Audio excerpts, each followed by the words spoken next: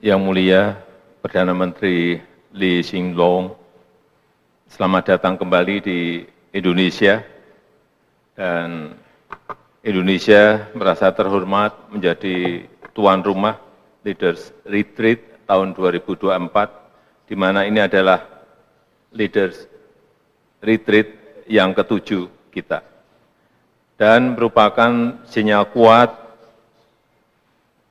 bagi kontinuitas kerjasama kedua negara Singapura dan Indonesia. Tadi saya dengan PM Lee telah membahas beberapa hal.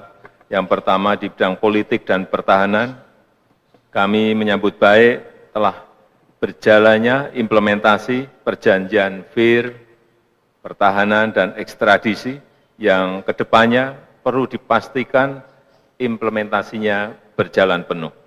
Yang kedua di bidang ekonomi, telah kita tawarkan beberapa peluang-peluang investasi, manufaktur tekstil di Kendal Industrial Park, kemudian ekonomi hijau melalui infrastruktur yang berkelanjutan dan pembangunan pusat data di Nongsa Batam. Saya juga mengapresiasi antusiasme 29 perusahaan Singapura dalam investasi di IKN, dan saya mengharap dukungan pembangunan PLTS di IKN Nusantara. Rencana ekspor listrik ke Singapura terus didorong, termasuk investasi industri hijau pendukung. Dan terkait ketahanan pangan, kami sepakat untuk mendorong kerjasama transfer teknologi dan pertukaran iptek pengolahan pangan. Dan untuk kerjasama produk halal, Indonesia mengundang Singapura untuk menjadi pengembang 3 kawasan industri halal, yaitu di Bintan, di Serang, dan di Sidoarjo. Yang ketiga, di bidang sosial budaya, kami telah membahas penguatan transformasi kesehatan melalui investasi pembangunan rumah sakit dan klinik, pengembangan kapasitas tenaga medis, digitalisasi kesehatan, dan pengembangan KEK kesehatan di Bali. Terkait pendidikan, Indonesia telah menyampaikan pentingnya reaktivasi kelompok kerja bersama, dan saya juga mengundang Singapura untuk hadir di World Water Forum ke-10 di Bali. Terakhir, kami juga berdiskusi mengenai persoalan isu kawasan dan global. Kami sepakat terus untuk mendorong terciptanya perdamaian di Timur Tengah dan berupaya untuk terus memperkuat sentralitas ASEAN. Selanjutnya dengan hormat saya mengundang PM Hsien Loong untuk menyampaikan pernyataannya. Terima kasih. Thank you, Your Excellency President Joko Widodo, Ministers, ladies and gentlemen. I thank President Jokowi for his warm hospitality. This is my 7th Leaders Retreat with President Jokowi. We hold these retreats annually, except during the COVID years, and it is a signal of the high-level attention we have both paid to our bilateral ties. It's only natural that we do so because we are close neighbors and we are good friends with many common interests. This year's retreat is particularly special because it's the final one for both President Jokowi and me, and I'm very grateful that President Jokowi has made a special effort to host me and to have me here just a few weeks before I hand over for my last official visit as Prime Minister. Over the last decade, we've made excellent progress in bilateral cooperation in partnership with President Jokowi and his team. We have shared a commitment to deepening mutual understanding and to building strong relationships at all levels. Our defense cooperation has been regular and extensive. The joint update on defense cooperation we signed today reflects our robust defense ties. It gives me particular satisfaction because not only during the time when I was Prime Minister, but even before that as a Minister, and even before that when I was in the military serving as a serviceman, I have been working with Indonesia and with the TNI, and before that with ABRI, and I'm very glad to see that these good relations have prospered and reached this stage today. Our economic ties have been another pillar of the relationship.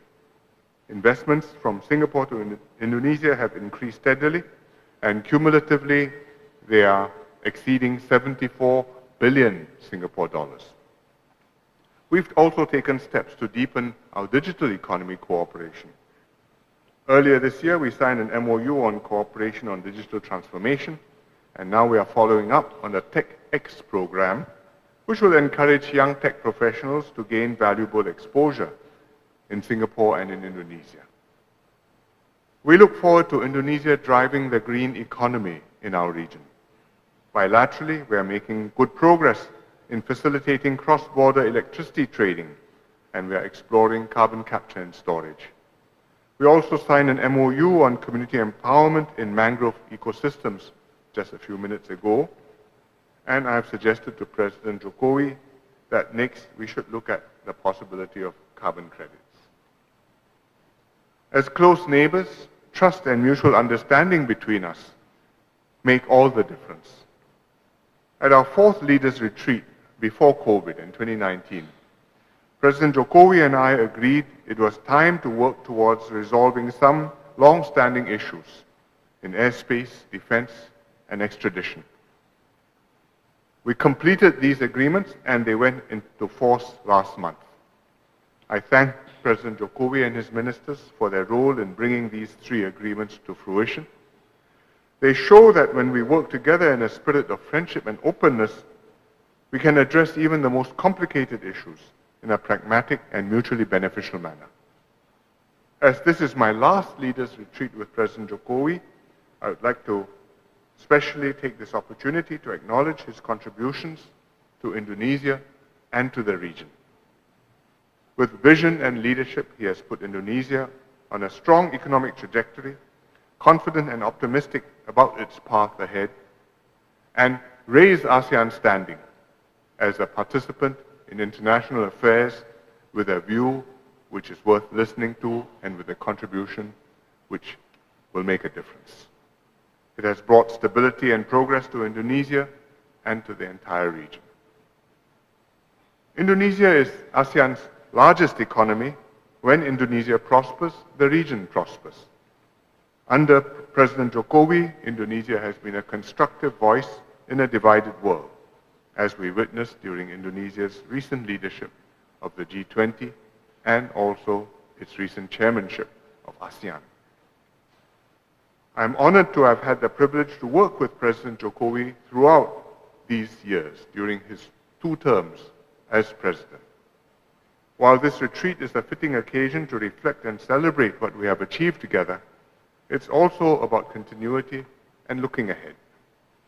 Typically, we hold 4-eye meetings at the retreats between the 2 leaders. But this year, we were glad to have an 8-eye meeting instead, with Pak Prabowo and DPM Lawrence joining us. From the present leadership to the next, we committed to look ahead, to build on the strong foundation, and to expand our cooperation. I'm glad that President Jokowi and I are handing over the bilateral relationship in good state to our successors. And I have every confidence that Pak Prabowo and DPM Lawrence will continue to bring the relationship to greater heights. May Singapore-Indonesia ties continue to flourish far into the future, or as you would say, Maju Jaya. Thank you very much. End of joint press statement.